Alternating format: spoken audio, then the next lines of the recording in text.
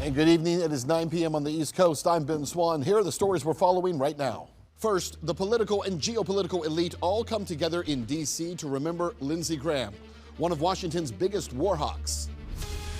Plus, the funeral brought more than mourners to Washington. It also brought the leaders at the center of two global wars. We'll discuss. And finally, the line between human and machine just got a little more blurry. We'll detail the new robotic breakthrough that looks like science fiction. On this show, we know you don't need more content, but you do need context. Anyone can tell you what's happening in the news. Tonight, we hope to help you understand why it's happening, how it affects you. This is America Now.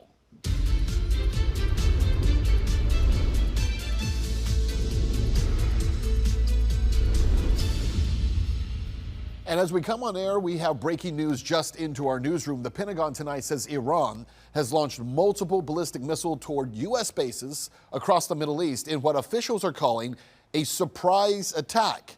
This is the first strikes to take place between the U.S. and Iran since this latest pause of violence took place. U.S. defense officials say every missile was successfully intercepted before reaching its target. The military saying tonight no damage or casualties have been reported so far. Of course, this comes as the region remains on high alert as tensions between Washington and Tehran continue to escalate. We will continue to monitor the very latest. It is very interesting, though, that, of course, the U.S. says that there's a pause in the violence there, but was there? Only on the U.S. side, apparently. Well, meanwhile, tonight, the message coming out of Washington is becoming harder to ignore, right? While most Americans say they want less war, they want this war to be over, the people making decisions here in the nation's capital keep moving in the opposite direction. Today, Washington paused to honor one of the most influential foreign policy hawks of the modern era. We're talking, of course, about the late Senator Lindsey Graham. Leaders from across the political world gathered in the nation's capital, including President Trump, who delivered this eulogy. Today we gather in the deepest gratitude and profoundest sorrow to honor a beloved friend, a devoted brother, a respected statesman, a giant of the United States Senate, and a true American original who left us much too soon. Heated things got in Washington. Virtually everyone, Republican or Democrat, liked Lindsey. Well, not everybody, but it sounds good. Not everybody. He was a tough cookie, okay? I have to veer from this for a second. He was a tough cookie, Darlene. Well, it was not, of course, just Trump in attendance. Ukrainian President Vladimir Zelensky and Israeli Prime Minister Benjamin Netanyahu traveled to Washington to attend as well. So, in one room, we had three leaders, two wars, and one city that continues to play the central role in both conflicts. And the timing here is impossible to ignore because for days now we've been showing you the growing effort to connect these wars into one larger struggle. We've talked about the tensions between Ukraine, Iran, and Russia after the recent strikes in the Black Sea and the Caspian Sea. We've shown you how these conflicts are becoming increasingly merged. And then today, those same leaders all found themselves in Washington. But something else stood out. President Trump appeared noticeably less enthusiastic about both visits. When Zelensky arrived at the White House, there was no public welcome. Video shows the Ukrainian president entering through a side entrance rather than the front of the White House. Despite that, Zelensky later said the meeting went well, saying they discussed producing Patriot interceptors inside of Ukraine and other ideas to support Kiev's defense. They talked about licenses. Earlier today, we heard from Professor Mohammad Morandi about his reaction to Zelensky's meeting with President Trump, and here's some of what he had to say.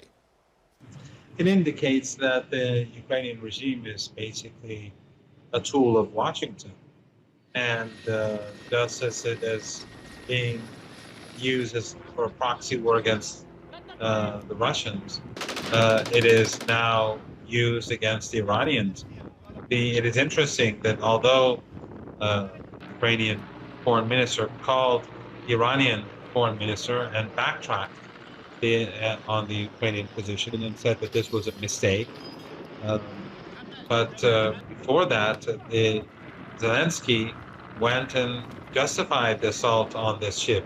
And of course, Zelensky lied. He said it was a ship that was taking military cargo. It was a privately owned ship.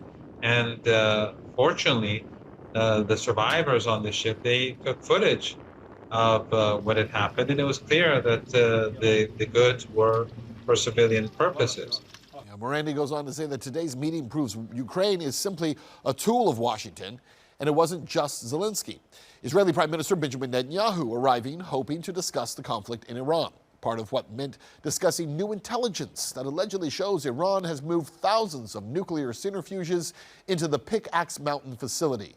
And of course, Israel's assessment claims that those centrifuges could be used to enrich uranium to weapons-grade levels. But here's the thing. When President Trump was asked about that report, he actually gave a surprising answer. He said he didn't need to see the intelligence, not because he wasn't accepting it without question, but because he suggested he already knows how those conversations go. Listen to this. I don't need Bibi to tell me that. Bibi's telling me that because he wants me to stay involved. I mean, I don't necessarily. We have the finest, because of Space Force, we have the greatest cameras in the world focused on. We know exactly what's going on. But no, I heard Bibi announce that. I said, why didn't you just tell it to me? Why do you have to announce it to the world? I know exactly what's going on at Pickaxe. It's not a big problem. We took out their nuclear sites, and we'll have to take out Pickaxe if we don't make a deal. If we don't make a deal, we'll take it out very easily. Yeah, Trump says there that whatever evidence is presented would be presented in a way that encourages the United States to stay involved in the war. And he knows that. Now, if you've been watching this story, you know the president has moved back and forth on this issue repeatedly, so much so that it makes you dizzy. Some days he talks about maximum pressure, other days he talks about negotiations, some days he sounds ready to escalate, other days he sounds like he wants out. And today, with both Zelensky and Netanyahu in Washington, his body language and his public comments did not sound like someone who is eager to deepen America's role. That matters, because politically, a Netanyahu-Zelensky alliance pushing for continued American support is probably the exact opposite of what most Americans imagine when they talk about ending these conflicts. Meanwhile, outside of those meetings, the region continues to grow more complicated. The White House described the meeting with Netanyahu as positive and productive. Meanwhile, hours before, we saw Israel launch massive airstrikes on Iran, making a tense situation even more tenuous. Still, the United States says it is holding what President Trump called very friendly talks with Iran. Oman tonight has reportedly presented a proposal that would have Iran jointly manage the Strait of Hormuz, while Saudi Arabia is condemning drone attacks targeting its territory. Iran, for its part, says recent U.S. strikes damaged civilian infrastructure. And the United States says its operations were aimed at military targets used to threaten shipping in the Gulf. So, here's what we're left with. You got two leaders most closely associated with two of the world's biggest wars, and they were both in Washington today. The president met with both of them. And instead of a full-on commitment to expanding America's role, we actually saw something different. And in a week when so many people have been talking about merging these conflicts into something even larger, the president's public tone appeared far more reserved than many of his allies. Now, whether that lasts or it changes again tomorrow is something we're going to continue to watch very closely. Joining us now to discuss, I'm joined by lawyer and former Pennsylvania Republican State Senator Bruce Marks. Bruce, thanks so much for joining us. My pleasure. So, I'm curious as to your thoughts on this. As we talked about, right, Trump is so all over the map with all this. It's very hard from one day to the next to figure out where he stands. But certainly today, at least, on this day, it felt like the president was saying, no, I really don't want to go deeper on these conflicts. And Zelensky and Netanyahu did not seem to get the kind of response from him, at least that they seemed to be hoping for. How did you see it? So I think you're exactly right. President Trump would like to see a resolution of both conflicts. He attempted to resolve the conflict with Iran. As you may recall, there were peace negotiations. There was a truce, as it were, for a period of time. That proved unsuccessful. Iran interfered with the shipping, in the Gulf, in the Strait. And as a result of that, and also as a result of Iranian attacks on some other vessels, unfortunately, we went back to war for about 12 days. Yeah.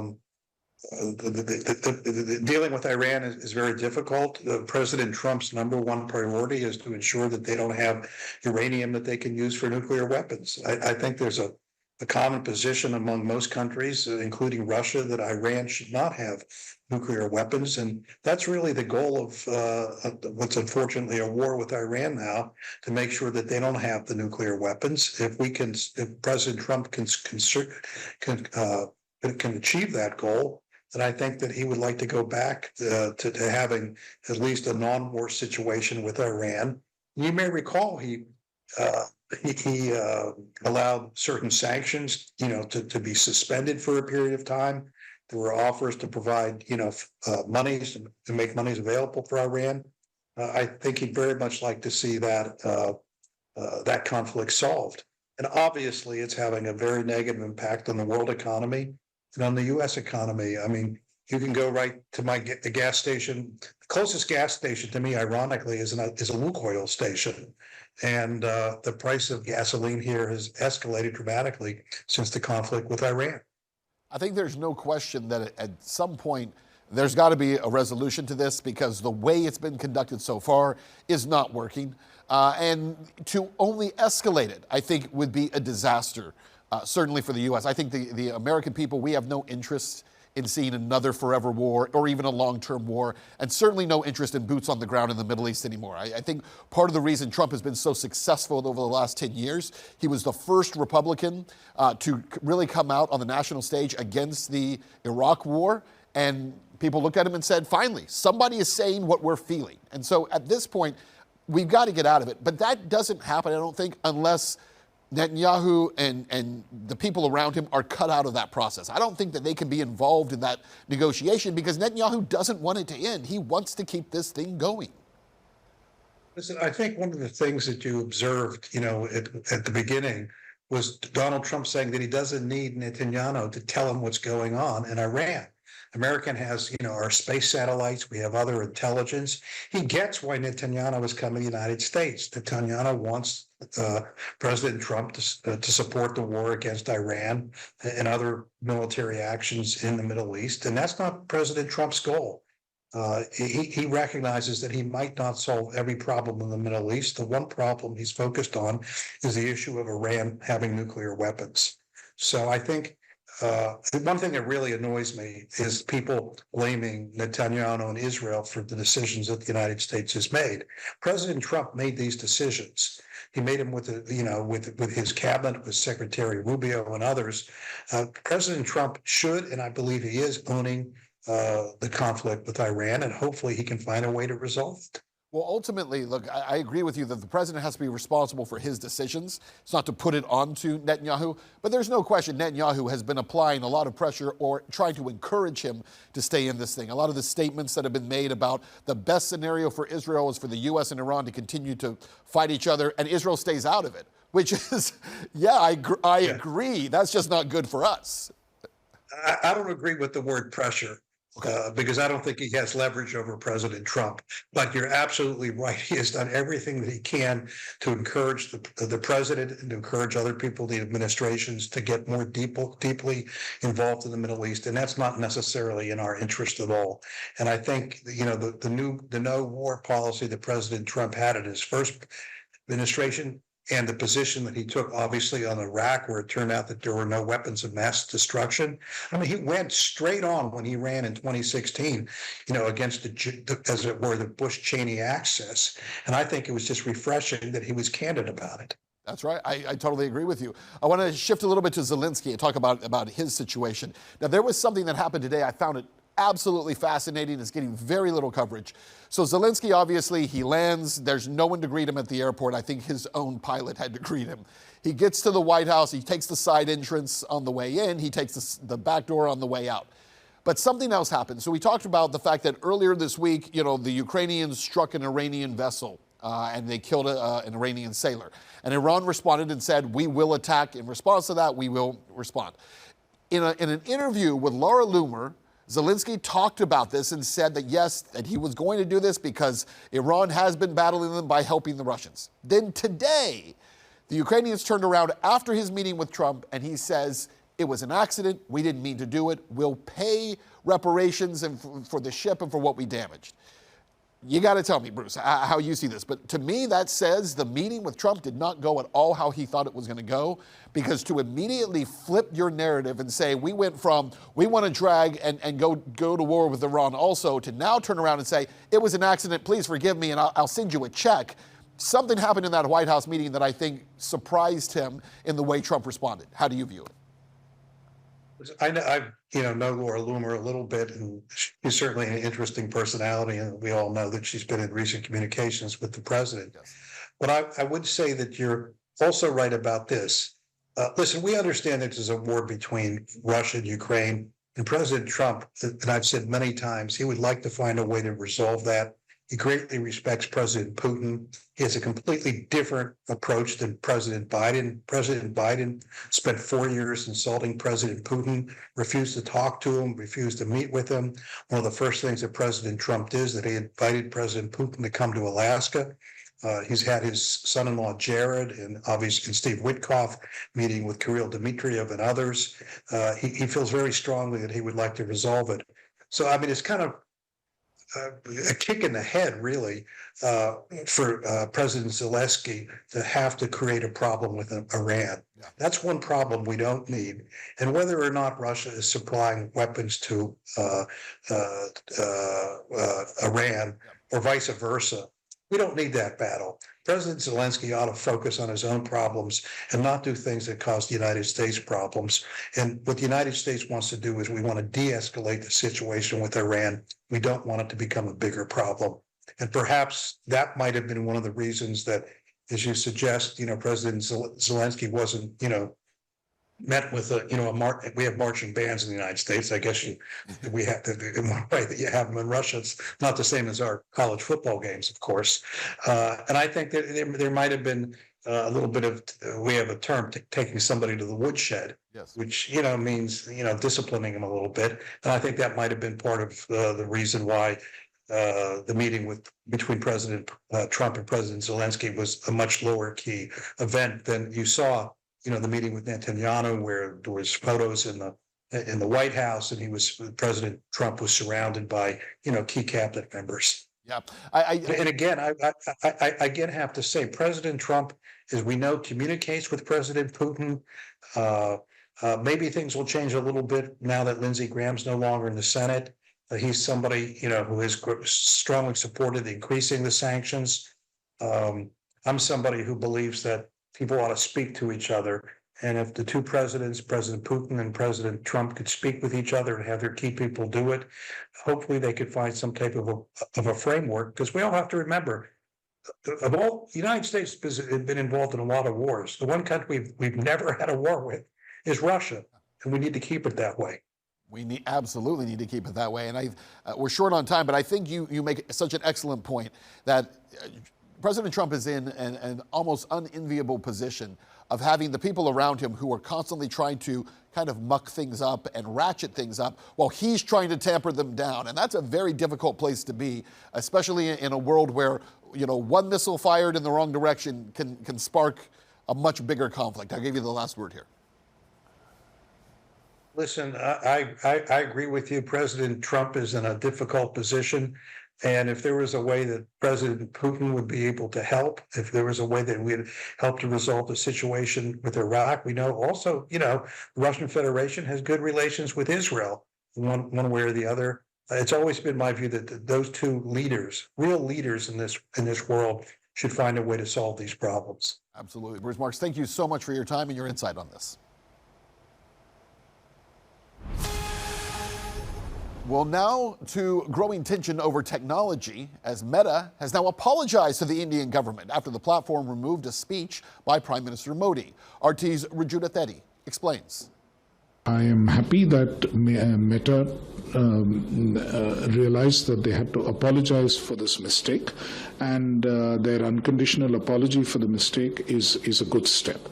But having said that, I think the explanation that it was a technical ground and that there was a technical glitch in the kind of discovery program that they had, the algorithm that they had to find this kind of content, does not appear to be an acceptable explanation in its entirety. So now India's Ministry of Electronics and IT has summoned the global head of public policy at Meta following the brief removal of Prime Minister Narendra Modi's video post on Facebook.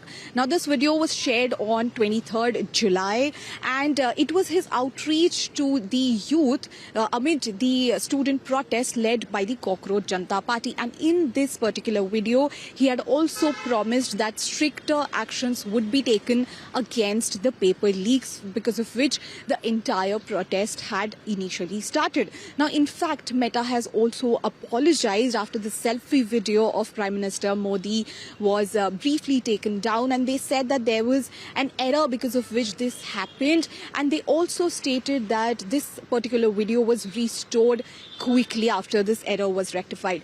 And now this video about which Prime Minister Narendra Modi had posted, it was to address the youth-led nationwide movement that was that began as a satirical online campaign. However, it grew in large numbers when students started voicing against the examination paper leaks, particularly the NEET examination, and they also started talking about the recruitment concerns. Now, the protest lasted for several weeks here in India, and it was finally called off when one of their main demands were met, that was of the resignation of the then Education Minister Dharmendra Pradhan, and that happened on 25th July. All right, here's a question for you. What happens when you combine living human cells with a machine? Japanese researchers say they have just taken a major step toward answering that question. American Now's Olivia Flynn takes us inside a breakthrough that's changing the way we think about robotics. A robot that can smile, heal, and one day may even tan in the sun. It sounds like something of an opening of a sci-fi film, but here it is. Researchers in Japan say they've taken a major step towards making it a reality. Scientists at the University of Tokyo have successfully attached living human skin cells to a robotic face, creating a surface that can stretch, wrinkle, and even smile. Crazy, I know. The skin isn't synthetic silicone. It's real lab-grown human tissue. How far we've come. Made from cultured skin cells and anchored to the robot using tiny structures designed to mimic the ligaments that hold our skin in place. That means when the robots move, the skin moves naturally with it. And unlike plastic coverings, living skin has one major advantage. It can begin to repair itself after minor damage. But before you picture robots walking the streets looking indistinguishable from people, there's an important reality check. The skin doesn't have blood vessels, nerves, muscles, or a functioning immune system. Right now, it survives only in carefully controlled laboratory conditions where researchers continuously provide the nutrients it needs. So despite viral social media posts claiming these robots can bleed and heal like humans, that's not exactly what's happening. The skin can recover from small injuries in the lab, but it's nowhere close to functioning like the skin covering your body today. Researchers say the long-term goal isn't to create a real-life Terminator. Instead, they hope this technology could one day improve everything from burn treatments and skin grafts to drug testing, prosthetics, and next-generation medical robots that interact more naturally with patients. For now, it's less about creating human robots and more about using human biology to solve human problems. It's the kind of breakthrough that blurs the line between biology and machines, while the technology is still years, if not decades, away from fully lifelike robots. It's already raising big questions about the future of medicine and robotics and what it could look like.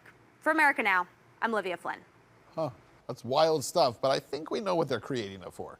That is America Now for now. I'm Ben Swann. For more stories, visit our website, rt.com, and join us every night at 7, 8, 9, and 10 p.m. Eastern. Thanks for watching. Have a great night. Remember, question everything.